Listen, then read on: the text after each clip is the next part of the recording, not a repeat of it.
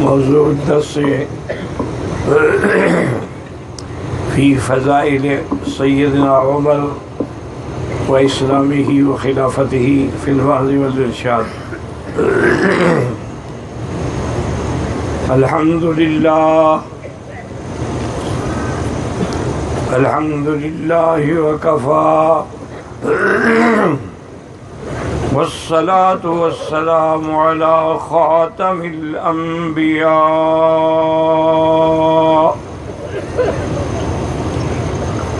سيدنا وحبيبنا محمد المصطفى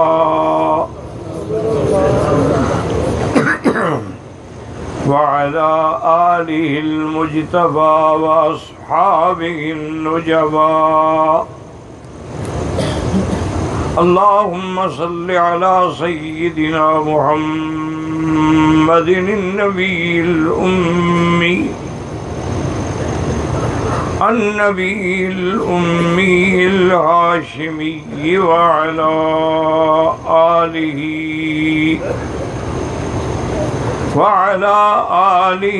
وأصحابه نجوم الهدى۔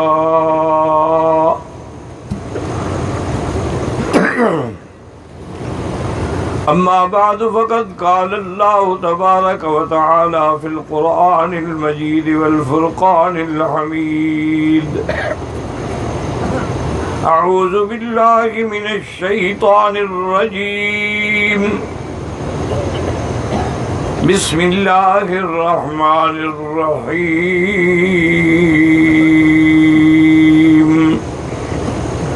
وما أنزلنا عليك القرآن لتشقى إلا تذكرة لمن يخشى تنزيلا ممن خلق الأرض والسماوات العلى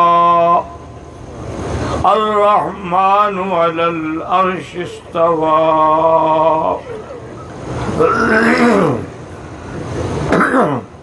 قال النبي صلى الله عليه وسلم: اللهم أعز الإسلام بأحد الأمرين، عمرو بن هشام أو عمر بن الخطاب، أو كما قال النبي صلى الله عليه وسلم۔ صدق الله العلي العظيم وصدق رسوله النبي الكريم، ونحن على ذلك لمن الشاهدين ومن الشاكرين، والحمد لله رب العالمين۔ رب اشرح لي صدري ويسر لي أمري واحلل عقدة من لساني يفقهوا قولي، رب زدني علما، سبحانك لا علم لنا إلا ما علمتنا إنك أنت العليم الحكيم۔ برادران اسلام، واجب الاحترام بزرگوں، دوستوں، بھائیوں، عزیز نوجوانوں، محترمہ بہنوں، اللہ تبارک و تعالیٰ کے کلام مقدس میں سے چند آیات مبارکہ اور آقا انعامدار حبیب کبریا سیدنا محمد مصطفیٰ صلی اللہ علیہ وعلا آلہ واصحابہ وسلم تسلیما کثیرا کثیرا کے فرامین مبارکہ میں سے ایک حدیث تلاوت کی ہے۔ دعا فرمائیں کہ اللہ تبارک و تعالی اس عاجز کو مع الاہل صحت عافیت کاملہ دائمہ عاجلہ اور حق بات بیان کرنے کی توفیق عطا فرمائیں۔ آپ کو حق سننے سمجھنے کی، ہم سب کو حق پر چلنے کی توفیق عطا فرمائیں۔ پروردگار عالم اپنی رحمت سے تمام آنے والوں کی حاضری، حج، عبادات، صدقات، خیرات منظور و مقبول فرمائیں، اور پروردگار عالم تمام مسلمانوں کی جان، مال، آبرو، عزت کی حفاظت فرمائیں۔ آج کے درس میں جو میں نے آیت تلاوت کی ہے، اس کا تعلق جو ہے وہ سیدنا امیر المؤمنین عمر بن الخطاب رضی اللہ تعالی عنہ سے ہے۔ چونکہ سیدنا عمر رضی اللہ عنہ ثانی الخلفاء ہیں اور وزیر النبی المصطفیٰ ہیں۔ حضور پاک کی ایک حدیث مبارک ہے، آپ نے فرمایا کہ وزیر آیا فی السماء جبرائیل و میکائیل، آسمانوں میں میرے وزیر جبرائیل اور میکائیل ہیں، اور زمین پہ میرے وزیر جو ہیں وہ ابو بکر و عمر ہیں رضی اللہ تعالی عنہما۔ سیدنا عمر بن الخطاب جو ہیں، عمر بن الخطاب ابن نفیل ابن عبد العزیٰ، تقریباً 8ویں دادے میں جا کے حضور کے نسب سے، خاندان سے مل جاتے ہیں، جڑ جاتے ہیں، اور یہ وہ آدمی ہیں، وہ شخصیت ہیں کہ جس کے لیے حضور پاک نے اللہ کے آگے درخواست کی۔ اس لیے علماء کہتے ہیں کہ سارے صحابہ مرید نبی ہیں، لیکن عمر مراد نبی ہے صلی اللہ علیہ وسلم۔ جب بھی نام آئے نا صلی اللہ فوراً کہہ دیا کرو، مجلس میں برکت ہوتی ہے، کہنے کی بھی توفیق ہوتی ہے، اللہ کی رحمتیں نازل ہوتی ہیں۔ حضور صلی اللہ علیہ وسلم کعبۃ اللہ میں بیٹھے تھے، حالانکہ یاد رکھیں کہ حضرت ابو بکر، حضرت عثمان، حضرت علی، حضرت زید، یہ سب لوگ مسلمان ہو چکے تھے، لیکن اسلام کو اتنی طاقت نہیں ملی تھی، اس لیے حضور کعبۃ اللہ میں بیٹھے ہیں اور دعا کی، اللہم اعز الاسلام، اللہم اعز الاسلام باحد العمرین، یا اللہ اسلام کو غلبہ دے، طاقت دے، ان دو میں سے کسی کو مسلمان فرما دے، عمرو بن ہشام یعنی ابو جہل، او عمر بن الخطاب یا عمر بن الخطاب کو اسلام نصیب فرما۔ حضور دعائیں فرما رہے ہیں، اور جس رات حضور نے دعائیں فرمائیں، دوسرے دن نبی جہل نے حرم میں کھڑے ہو کر حضور کے خلاف اتنی زہریلی تقریر کی، اتنا زہر بھرا لوگوں میں کہ حضرت عمر فرماتے ہیں میں نے عہد کر لیا کہ آج کے بعد اس سرزمین پہ یا عمر زندہ رہے گا یا محمد مصطفیٰ زندہ رہیں گے۔ کہتی ہیں کہ میں نے تیاری کی، تلوار، نیزہ، کمائیاں نے پوری طرح مسلح ہو کر میں چلا کہ حضور کو تلاش کروں کہ اس وقت حضور کہاں ملیں گے، اور مقصد میرا یہ تھا نعوذ باللہ کہ میں حضور پہ قاتلانہ حملہ کر دوں گا، اور حضور کو تو خبر بھی نہیں ہوگی نا۔ کہتے ہیں میں اسی غصے میں جا رہا تھا مکے کی بعض گلیوں میں کہ ایک آدمی مجھے ملا، اور اس نے دیکھا، اس نے کہا عمر بڑے غصے میں، بڑے تیش میں ہو، الی این ماذا ترید، کیا چاہتے ہو؟ اس نے کہا کہ بس میں محمد علی کو قتل کرنا چاہتا ہوں۔ اس نے کہا عمر ایسا کرو کہ حضور کو تو تم قتل بعد میں کرنا، پہلے گھر کو تو سنبھالو، تمہاری تو بہن مسلمان ہو چکی ہے، تم اپنی بہن کو تو روک نہیں سکے ہو اور اللہ کے نبی کو قتل کر دیں گے، یہ نکلے ہو۔ حضرت عمر غصے میں، جوش میں بھر گئے، آگ میں پٹرول پڑا اور سیدھا بہن کے گھر میں آئے۔ آپ کی بہن کا نام بھی فاطمہ بنت الخطاب تھا، اور آپ کے بہنوئی جو ہیں وہ حضرت سعید بن زید تھے۔ جب ان کے دروازے پہ پہنچی تو اندر سے آواز آ رہی تھی قرآن پڑھنے کی، تلاوت کرنے کی، چونکہ صحابہ چھپ چھپ کے گھروں میں پڑھتے تھے۔ حضرت عمر نے دروازہ دھڑایا اور دروازہ کھول کے اندر گئے اور بغیر پوچھے ہوئے اپنی بہن پہ پل پڑے اور اتنا زور سے مارنا شروع کیا۔ انہوں نے کہا بات کیا ہے، کیوں مار رہے ہو مجھے؟ سعید ابن زید چھڑانے لگے تو ان کو بھی مارنا شروع کیا۔ تو آپ کی بہن نے کہا عمر بتلاؤ تو صحیح نا کہ بات کیا ہے؟ اور نے کہا سبب تھی، تم نے باپ دادے کا دین چھوڑ کے حضور کا دین قبول کر لیا ہے، میں ان کا دشمن ہوں اور میری بہن اس کا کلمہ پڑھتی ہے، فوراً چھوڑ دو اور اپنے باپ دادے کے دین پہ لوٹ آؤ۔ بی بی فاطمہ کھڑی ہوئی، انہوں نے کہا عمر بات سنو، جس خطاب کے تم بیٹے ہو نا، میں بھی اسی کی بیٹی ہوں، میرے اندر بھی وہی خون دوڑ رہا ہے جو تیرے اندر ہے۔ بات سن لے، ہمارے وجود کو سر سے پاؤں تک ٹکڑے ٹکڑے کر دے، ہم محمد بدری کا نام نہیں چھوڑ سکتے۔ اب حضرت عمر نے سوچا کہ اتنی بات کیا ہے؟ اس نے کہا اچھا ایسا کریں کہ جو آپ لوگ پڑھ رہے تھے نا وہ صحیفہ مجھے بھی دے، میں بھی پڑھنا چاہتا ہوں۔ پہلے نے کہا کہ نہیں، وہ اللہ کا قرآن ہے اور قرآن کو ناپاک آدمی نہیں چھو سکتا، پہلے تم غسل کرو اس کے بعد میں تمہیں وہ دوں۔ حضرت عمر نے بھی، اللہ نے جب چاہا تو غسل کر لیا اور آئے اور بیوی نے صحیفہ دے دیا۔ حضرت عمر پڑھے لکھے آدمی تھے، جو چند لوگ لکھنا پڑھنا جانتے تھے ان میں حضرت عمر رضی اللہ عنہ بھی شامل تھے۔ اللہ کی شان ہے کہ اسی سورت مبارک پر لکھا ہوا تھا، حضرت عمر نے پڑھنا شروع کیا، طٰہٰ ما انزلنا علیک القرآن لتشقى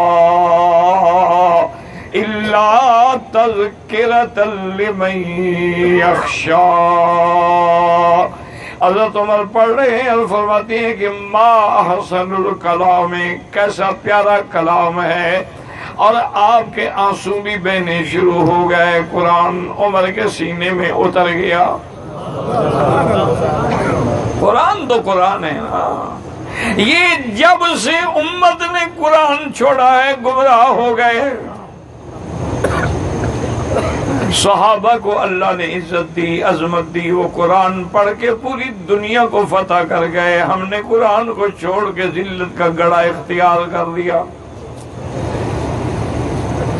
اس کے بعد حضرت عمر نے فرمایا بہن سے کہ فاطمہ یہ بتاؤ کہ این محمد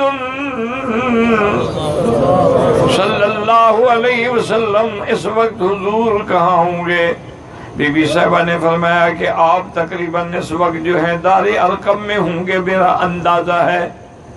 حضرت عمر فوراً چلے، لیکن وہ ہتھیار تو ساتھ ہیں، دار ارقم پہ آئے اور کنڈی کھٹکھٹائی۔ ایک صحابی نے دیکھا، کہا عرض کرو حضور سے کہ عمر آیا ہے، دروازے پہ کھڑا ہے، اذن چاہتا ہے۔ اس نے آ کے بتلایا کہ یا رسول اللہ صلی اللہ علیہ وسلم، عمر کھڑا ہے لیکن مجھے نیت اچھی نہیں لگتی، وہ اسلحہ کے ساتھ تلوار کمان نیزہ لے کے کیوں آیا ہے؟ اگر ملنا تھا تو ایسے آتا۔ حضرت سیدنا حمزہ، حالانکہ ابھی بالکل بچے تھے، رضی اللہ تعالیٰ عنہ نے کہا کہ کھول دو دروازہ، آنے دو عمر کو۔ مکے میں ماؤں نے صرف عمر تو بہادر پیدا نہیں کیا، اگر صحیح نیت سے آیا ہے تو ہم سینے سے لگائیں گے، ورنہ میں عمر کی تلوار چھین کے عمر کی گردن اڑا دوں گا۔ فَأَذِنَ لَهُ رَسُولُ اللَّهِ، اللہ اکبر، حضور نے اجازت دی، فرمایا آنے دو۔ اب جب سیدنا عمر کی نظر پڑی حضور کے چہرے پر، وہ جمال، وہ جلال، وہ سراج منیر نظر پڑنے کی دیر تھی کہ آنکھیں جھک گئیں اور آنکھیں دو سالوں بیٹھ گئے۔ اللہ اکبر۔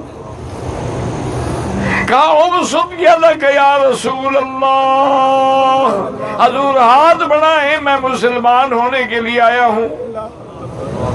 حضور نے ہاتھ بڑھایا اور حضرت عمر نے گواہی دی، اشہد ان لا الہ الا اللہ واشہد ان محمد رسول اللہ۔ روایات میں ہے فکبر اصحاب رسول اللہ، صحابہ جو موجود تھے خوشی میں نہ رہے، تکبیر بلند کرتے رہے، اور ابھی بیٹھے تھے کہ جبریل اترا۔ انہوں نے کہا یا محمد، آج آسمانوں میں بھی اسلام عمر کی خوشیاں منائی جا رہی۔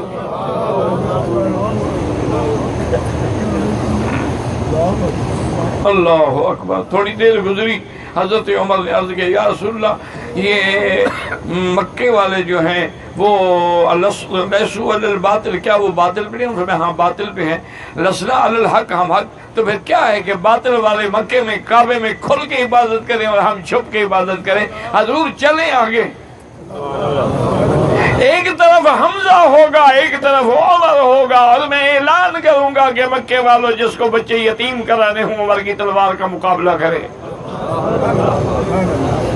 حضور کو لے کے حضرت عمر بیٹھے. اللہ، کیا منظر ہوگا. ذرا ٹھنڈے دل سے حاجی صاحبان آنکھیں بند کر کے غور کریں وہ کیا منظر ہوگا کہ عمر کے آنے سے حرم کے دروازے کھل گئے. اگرچہ بت ہیں جماعت کی آستینوں میں، مجھے ہے حکم اذان لا الہ الا اللہ. حضور نے یعنی سب سے پہلے کھل کے حرم میں جو جماعت کی ہے وہ حضرت عمر کے اسلام لانے کے بعد کی ہے. ایک صحابی آگے بڑھے، انہوں نے کہا عمر تجھے مبارک ہو، رات ہی تو تیرے لیے مدنی دعا مانگ رہے تھے،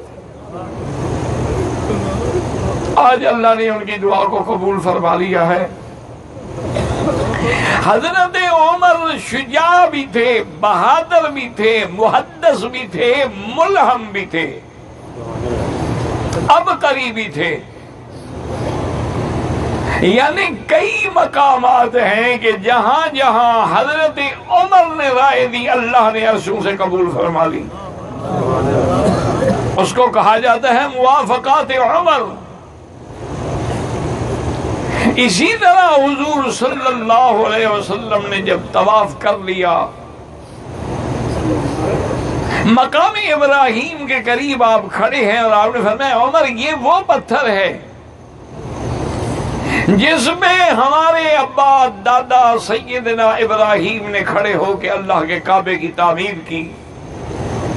یہ وہ شان والا پتھر ہے کہ جب کعبے کی دیوار اونچی ہو گئی تو حضرت ابراہیم پریشان ہوئے کہ اب پتھر اٹھانا مشکل ہے، تو اللہ نے حکم دیا اس پتھر پہ کھڑے ہو جاؤ، جب ضرورت ہوگی یہ خود بخود اونچا ہو جائے گا، ضرورت ہوگی تو نیچے ہو جائے گا. اس کو دنیا کے جیک لگانے کی ضرورت نہیں ہے، اس کو اللہ کا حکم ہو گیا. اور حضور نے یہ بھی فرمایا کہ عمر دیکھو اللہ نے اس پتھر کو محفوظ رکھنا تھا تو حضرت ابراہیم کے قدموں کے نشان کو بھی محفوظ رکھ لیا. پھر حضور نے صحابہ سے رائے دی کہ طواف کے بعد 2 رکعت جو ہیں، اسی لیے امام ابو حنیفہ رحمۃ اللہ فرماتے ہیں واجب ہے، کہ واجب وہ ہوتا ہے کہ جس کو حضور نے کبھی نہ چھوڑا ہو.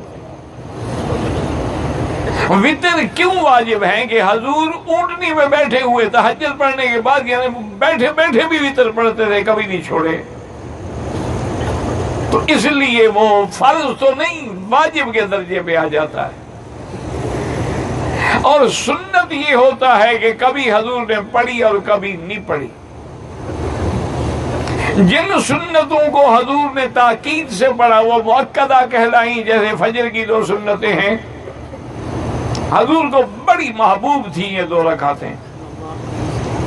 اسی طرح ظہر سے پہلے 4 رکعت ہیں، بعد میں 2 رکعت ہیں، مغرب کے بعد 2 رکعت ہیں، عشاء کے بعد 2 رکعت ہیں. یہ سنن مؤکدہ ہے، یعنی جن کی تاکید زیادہ ہے لیکن واجب نہیں. اور عصر سے پہلے 4 سنتیں ہیں، عشاء سے پہلے 4 سنتیں ہیں. یہ سنن تو ہیں لیکن غیر مؤکدہ ہیں، کبھی پڑھی کبھی چھوڑ دی. لیکن طواف کے 2 رکعت جو رکعتیں جو ہیں وہ حضور پاک نے کبھی نہیں چھوڑی اور صحابہ نے بھی کبھی نہیں چھوڑی. اس لیے امام ابو حنیفہ رحمۃ اللہ علیہ فرماتے ہیں کہ واجب ہے، باقی ائمہ کے نزدیک سنت ہیں. فرق کیا ہوگا؟ امام صاحب فرماتے ہیں کہ اگر بھول جائیں رہ جائیں تو قضا کرنی ہوگی کہ واجب ہے. باقی ائمہ کے نزدیک پڑھیں گے تو ثواب ہے، اگر نہیں پڑھا تو طواف ہو جائے گا، کوئی فرق نہیں پڑے گا. تو حضور نے رائے دی صحابہ سے کہ ہم اپنی ان 2 رکعتوں کے لیے کون سی جگہ معین کریں. سب نے رائے دی. کسی نے کہا کہ دروازے کے پاس پڑھیں، کسی نے کہا حجر اسود کے سامنے پڑھیں، حضور نے فرمایا عمر تیرا کیا مشورہ ہے؟ اس نے کہا حضور یہ کعبہ ابراہیم نے بنایا ہے، میرا دل کرتا ہے کہ ابراہیم والے پتھر کو مصلی بنا لیں۔ ابھی حضور نے اعلان نہیں کیا کہ قرآن نازل ہو گیا، وَاتَّخِذُوا مِن مَّقَامِ إِبْرَاهِيمَ مُصَلًّى۔ حاجیوں مبارک ہو، جتنی قیامت تک حاجی آتے رہیں گے، طواف کرتے رہیں گے، 2 رکعت مقام ابراہیم پہ پڑھتے رہیں گے، ثواب عمر کو بھی پہنچتا رہے گا، کہ بنیاد اس نے رکھی ہے۔ حضور نے فرمایا کہ اللہ کا اب حکم ہو گیا ہے، مسئلہ سمجھ لیں کہ افضل یہ ہے کہ مقام ابراہیم پہ 2 رکعت پڑھے جائے، لیکن جگہ نہ ملے تو حتیم میں بھی جائز ہیں، حتیم میں بھی جگہ نہ ملے تو طواف کی جگہ میں پڑھے جائیں، اگر مطاف میں بھی جگہ نہ ملے تو حرم میں بھی پڑھے جا سکتے ہیں، اور اگر کوئی مجبوری ہو تو باہر جا کر بھی پڑھ سکتے ہیں۔ حضرت عبداللہ ابن عمر نے طواف کیا، مدینہ شریف جا رہے تھے، طواف الوداع کیا تھا، 2 رکعتیں نہیں پڑھی چونکہ عصر کی نماز کے بعد طواف کیا تھا، آپ چلے گئے، حد حرم سے بھی نکل گئے، یعنی تنعیم سے بھی نکل گئے، جہاں مغرب کی نماز پڑھی وہاں 2 رکعتیں ادا کی، چونکہ نے کہا اللہ کے نبی فرماتے ہیں عصر کے بعد نماز نہ پڑھو جب تک کہ سورج نہ ڈوبے۔ سیدنا امیر المومنین عمر رضی اللہ تعالی عنہ کھڑے ہیں اور دعا مانگ رہے ہیں کہ اللہم بین لنا فی الخمر شیئا، اللہ شراب کے بارے میں حکم نازل فرما۔ حضرت عمر جانتے تھے کہ شراب جو ہے یہ ام الخبائث ہے، یہ تمام گناہوں کی ماں ہے، تمام گناہوں کی جڑ ہے۔ جب شراب آئے گی تو پھر شباب بھی آئے گا، پھر کباب بھی آئے گا، پھر رشوت بھی آئے گی، پھر حرام بھی آئے گا۔ انسان کو اللہ نے شرف دیا ہے عقل سے، جب عقل ہی کام نہ کرے تو پھر حیوان سے بھی گر جاتا ہے۔ اللہ پاک نے قرآن میں یہ آیت اتاری، یسألونک عن الخمر والمیسر قل فیہما اسم کبیر ومنافع للناس۔ اللہ نے فرمایا میرا مدنی آپ سے پوچھتے ہیں کہ جوئے اور شراب کے بارے میں، ان کو بتا دو کہ اس میں گناہ تو زیادہ ہے لیکن لوگوں کو منافع بھی حاصل ہوتا ہے۔ جوا لگایا پیسے آ گئے، کبھی شراب بیماری کا ذریعہ، علاج کا ذریعہ بھی بن گیا، لیکن اسمہما اکبر من نفعہما، ان کا گناہ جو ہے ان کے نفع سے زیادہ ہے۔ جب یہ آیت نازل ہوئی تو بہت سارے لوگوں نے شراب چھوڑ دی کہ جب گناہ بڑا ہے تو ہم کیوں کریں، لیکن حضرت عمر پھر دعا مانگتے ہیں اللہم بین لنا فی الخمر بیانا واضحا، اللہ اس بدبخت شراب کے بارے میں حکم نازل فرمائے۔ حکم آ گیا، لا ایھا الذین آمنوا لا تقربوا الصلاة وانتم سکارا، حکم آ گیا ایمان والو نشے کی حالت میں نماز نہ پڑھو۔ اب لوگوں نے اور شراب چھوڑ دی، کیوں؟ نشے میں پتہ نہیں کیا پڑھ رہے ہیں، کتنی رکعتیں پڑھی ہیں، کون سی آیتیں پڑھی ہیں، لیکن حضرت عمر کا اطمینان نہیں ہوا۔ حضرت عمر نے پھر دعا مانگی اللہم بین لنا بیانا، یا اللہ شراب کے بارے میں واضح حکم نازل فرما دے۔ اب تیسری دفعہ وجہ کیا تھی کہ لوگ عادی تھے نا، تو ان کو آہستہ آہستہ قدرت چھڑا رہی۔ اب اللہ نے قرآن میں آیت نازل کی یسألونک عن الخمر والمیسر والانصاب والازلام، اللہ نے فرمایا رجس من عمل الشیطان فاجتنبوہ لعلکم تفلحون۔ اب جب آیت آئی کہ یہ پلیتی ہے، رجس ہے، ناپاک ہے، رک جاؤ، صحابہ نے کہا انتہینا انتہینا انتہینا۔ حضرت عمر نے کہا الحمدللہ، اللہ تیرا شکر ہے کہ اب بات واضح ہو گئی۔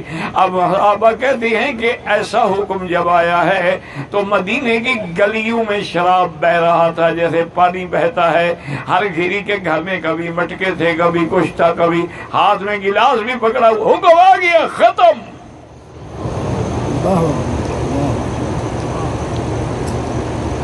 ایک صحابی نے حضور کی خدمت میں عرض کیا کہ یا رسول اللہ، میرے پاس کچھ یتیموں کا مال ہے اور میں نے جا کے ان کا شراب خریدی ہے کہ بیچوں گا تو ان کو نفع ہوگا، اور مدینے میں آیا تو پتہ لگا شراب حرام ہو گئی ہے، اب اس کے بارے میں کیا حکم ہے؟ وہ یتیم تو رل جائیں گے، ان کی تو کل پونجی یہ تھی، کل پیسہ یہ تھا جس کا وہ شراب لے آیا ہوں۔ حضور نے فرمایا اپنے صحابی سے کہ اللہ پاک نے شراب کو حرام کر دیا ہے۔ اب صحابی بیچارہ بیٹھا ہے، اور اس نے کہا حضور ایک میرا عرض ہے، اگر آپ اجازت دیں تو میں یہ شراب لے کے کسی کافر ملک میں چلا جاتا ہوں، کافروں کو بیچ دیتا ہوں تاکہ ان یتیموں کا مال تو بچ جائے نا۔ حضور پاک نے فرمایا میرے صحابی تمہیں پتہ نہیں کہ ثمن الحرام حرام، جس حرام چیز کو بیچا جائے اس کا پیسہ بھی حرام ہوتا ہے۔ ڈال دو ڈیل دو، اللہ یتیموں کو اپنے خزانے غیب سے رزق دے گا۔ تو حرمت خمر کا حکم جو ہے وہ بھی دعائے عمر ہے رضی اللہ عنہ۔ اسی طرح جب جنگ بدر ہوئی، اللہ نے فتح دی، عزت دی، غلبہ دیا، کافروں کے 70 سردار مارے گئے اور 70 قیدی ہو گئے۔ حضور پاک نے صحابہ کو بلایا، قریش کو، انصار کو، حضرت ابو بکر کو، حضرت عمر کو، حضرت عثمان کو، سعد بن عبادہ کو، سب کو بلایا کہ بھئی اب ان قیدیوں کے بارے میں ہم کیا کریں۔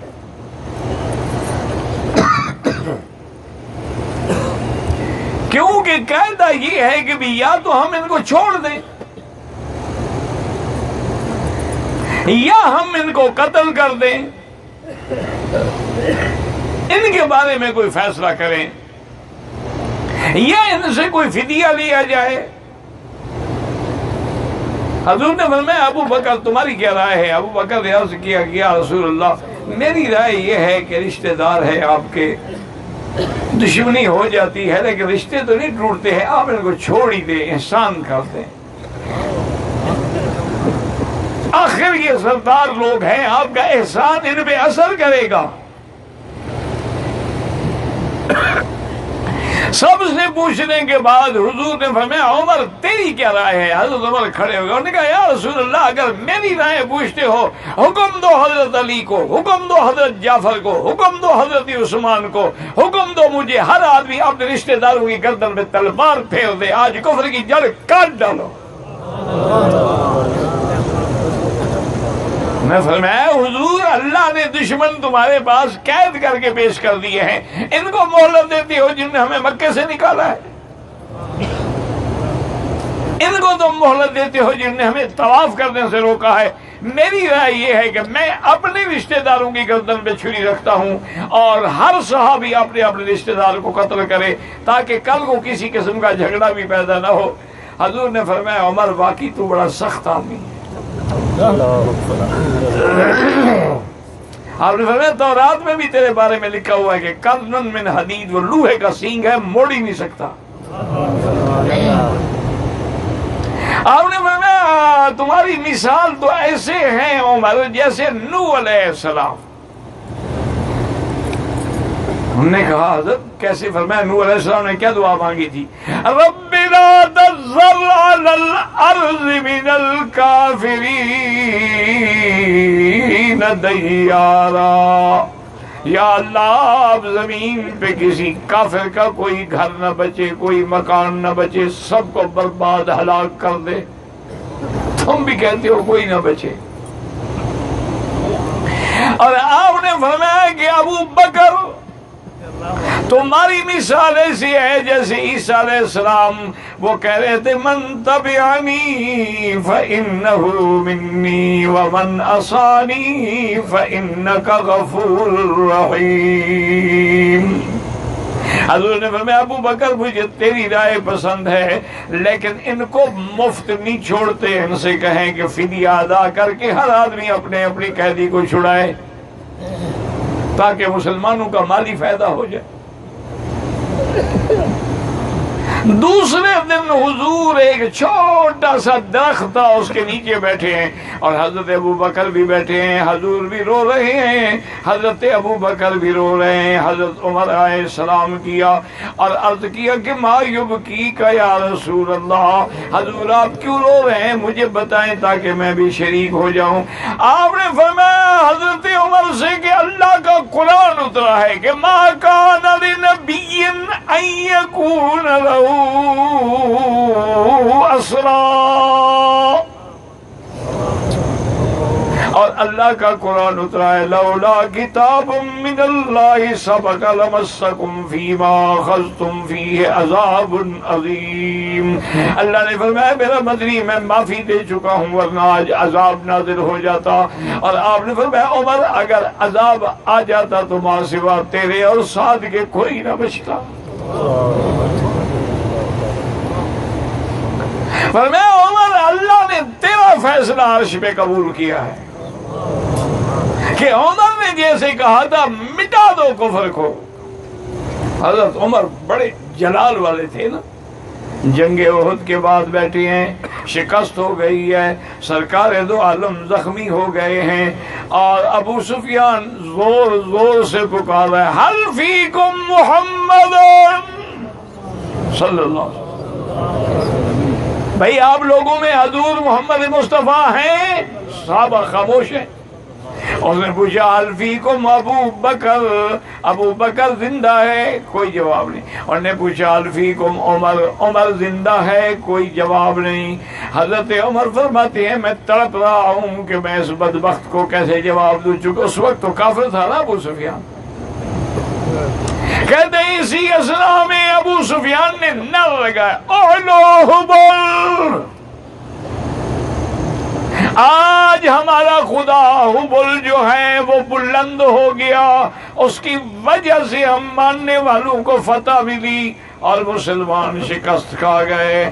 حضرت عمر نے کہا حضور مجھ سے برداشت نہیں ہوتا، مجھے اجازت دے میں جواب دوں. آپ نے فرمایا اجازت. عمر کھڑے ہوئے اور نے کہا اعلو حبل. حضرت عمر نے فرمایا اللہ اعز واجل. اب ابو سفیان نے دوسرا نعرہ بلند کیا کہ لنا العزا ولا عزا لکم، عزا خدا بھی آج ہمارے ساتھ ہے تمہارے ساتھ نہیں.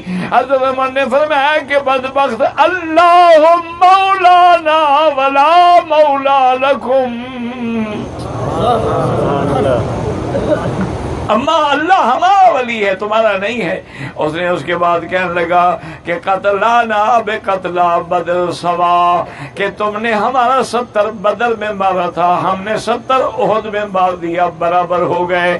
حضرت عمر کھڑے ہوئے فرمایا کیسے برابر ہو گئے؟ قتلاکم فی النار وقتلانا فی الجنہ.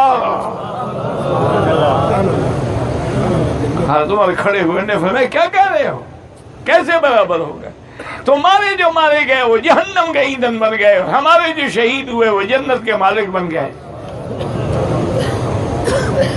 اب جناب ابو سفیان کہنے لگا کہ اچھا یومن بیوم، دن کے بدلے میں دن کا مقابلہ ہو گیا. حضرت عمر کھڑے ہوئے فرمانے لگے کہ موعدکم یوم بدر، اچھا ایسا کرو کہ اگلے سال پھر ہم بدر میں ٹکرائیں گے.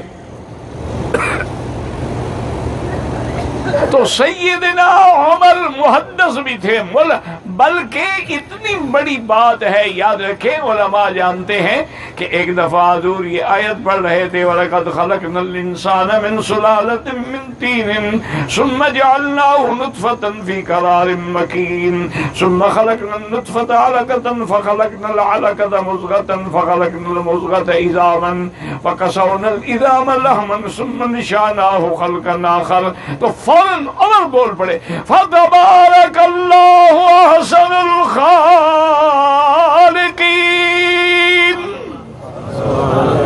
یہ حضرت عمر کا کلام ہے۔ اللہ نے حکم دیا جبریل میرے نبی کو کہہ دو کہ مجھے عمر کا کلام اتنا پسند ہے، اس کو قرآن میں شامل کر لو، میں اس کو قرآن کا مقام دیتا ہوں۔ یہ یعنی شان بھی حضرت عمر کو ملی ہے کہ ان کی اس بات کو قرآن کا حصہ بنا دیا گیا کہ قیامت تک پڑھا جائے گا۔ اور اسی طرح یاد رکھیں کہ سیدنا عمر کہہ دو رضی اللہ، اللہ اکبر۔ ایک دفعہ حضور گھر میں تھے، آپ سفر سے واپس آئے تھے، تو ایک کالے رنگ کی باندی تھی، یعنی بیچاری سیاہ رنگ کی، تو وہ دف لے کے خوشی میں حضور کے سامنے بیٹھی ہوئی دف بھی بجا رہی تھی اور حضور کی شان میں کوئی شعر بھی پڑھ رہی تھی۔ حضور پاک خاموش رہے، حضرت ابو بکر آئے وہ بھی خاموش رہے، تھوڑی دیر کے بعد حضرت عثمان آئے وہ بھی خاموش رہے، تھوڑی دیر گزری دروازے پہ دستک ہوئی، پوچھا کون ہے، انہوں نے کہا عمر ہے۔ وہ جلدی سے اس نے دف نیچے رکھ لی، دف کے اوپر بیٹھ گئی ڈر کے مارے۔ حضور پاک بڑے مسکرائے، آپ نے فرمایا عمر جہاں سے تم آتے ہو نا شیطان بھی بھاگ جاتا ہے، تم سے تو شیطان بھی ڈرتا ہے، تم جس راستے سے آ رہے ہوتے ہو نا شیطان وہ گلی چھوڑ کے دوسری گلی میں چلا جاتا ہے۔ اور یہ بھی حضور نے فرمایا تھا ان اللہ وضع الحق علی لسان عمر، اللہ پاک نے حق حضرت عمر کی زبان پہ رکھا ہے، جب بھی بات کہتا ہے تو حق بات کہتا ہے۔ سیدنا امیر المومنین حضرت عمر کہتے رضی اللہ، اللہ اکبر اللہ اکبر۔ آپ فرماتی ہیں کہ حضور پاک نے عبداللہ ابن ابی منافق کے جنازے کا اعلان کر دیا کہ میں جنازہ پڑھاؤں گا۔ وجہ یہ تھی کہ عبداللہ ابن ابی تو رئیس المنافقین تھا، لیکن اس کا بیٹا پکا مسلمان تھا۔ اس نے آگے درخواست کی تھی کہ یا رسول اللہ صلی اللہ علیہ وسلم مجھے مہربانی کر کے میرے ابے پر اگر موت آ جائے تو جنازہ آپ پڑھا دیں، شاید آپ کی دعا سے اللہ ان کی مغفرت کر دے۔ حضور نے فرمایا اچھا بیٹا میں جنازہ پڑھاؤں گا۔ حضور نے وعدہ فرما لیا۔ صرف اتنا نہیں بلکہ حضور نے اپنا قمیض مبارک بھی دیا، کہا کہ یہ میرے قمیض میں جا کے باپ کو دفن کرو، کفن دو۔ مسلمانوں اپنے عقیدے صحیح رکھو۔ اچھا یہ پتہ ہے کیوں قمیض دیا تھا حضور نے؟ حالانکہ حضور جانتے تھے وہ کافر ہے، منافق ہے، دشمن رسول ہے، اور جنگ احد میں شکست کا سبب یہی عبداللہ ابن ابی تھا کہ وہ اپنے 400 قبیلے کے لوگوں کو لے کے پیچھے ہٹ گیا،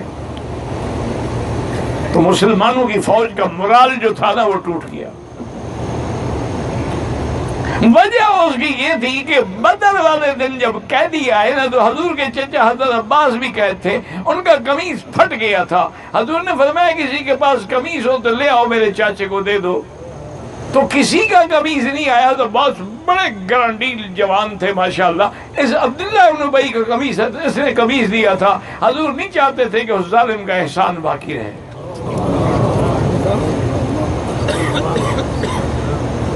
اب جب جنازہ تیار ہو گیا، وہ عبداللہ ابن ابی مر گیا، ان کا بیٹا حضور کو لے گیا، صفیں بن گئی۔ حضرت عمر کہتے ہیں میں نے بڑی کوشش کی، بڑا ضبط کیا، لیکن مجھ سے برداشت نہ ہو سکا، تو میں جلدی سے آیا، میں نے کہا اتصلی علیہ یا رسول اللہ، اس ظالم پر آپ نماز پڑھیں گے؟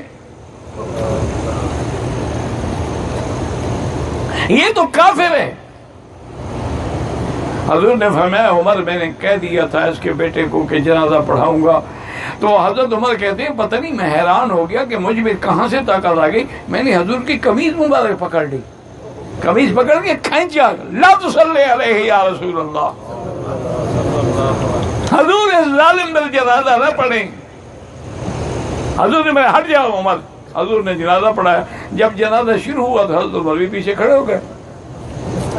کیوں؟ آپ انکار تو نہیں کر سکتے. جب حضور جنازہ پڑھا رہے ہیں تو عمر کیسے ہٹ سکتا ہے؟ اب جب جنازے سے فارغ ہوئے تو اللہ نے قرآن اتارا وَلَا تُصَلِّ عَلَىٰ أَحَدٍ مِّنْهُمْ مَاتَ أَبَدًا. میرا مدنی عمر ٹھیک کہتا ہے کبھی ان منافقوں کے جنازہ نہ پڑھایا کریں. اور یہ بھی فرما دیا استغفر لهم او لا تستغفر لهم ان تستغفر لهم 70 مرة فلن يغفر الله لهم. آپ ان کے لیے بخشش مانگیں یا نہ مانگیں، چاہے 70 دفعہ بھی مانگیں، میں ان کو معاف نہیں کروں گا. حضور نے فرمایا عمر اللہ نے عرش سے تیری موافقت کر دی. اللہ نے مجھے حکم دے دیا ہے کہ آئندہ میں ان کا جنازہ نہ پڑھاؤں. لیکن ایک بات حاجی صاحبان درود شریف پڑھو تو میں عرض کروں. شوق سے ایسے نہ پڑھا کرو. مجھے یہ مردہ بن کے یہ میں نہیں کہتا بلکہ صحابہ نے بھی کہا ہے، حضور نے بھی فرمایا کہ لومڑی بن کے نہ رہا کرو، شیر بن کے رہو. درود پڑھو تو شیروں والی طرح پڑھو.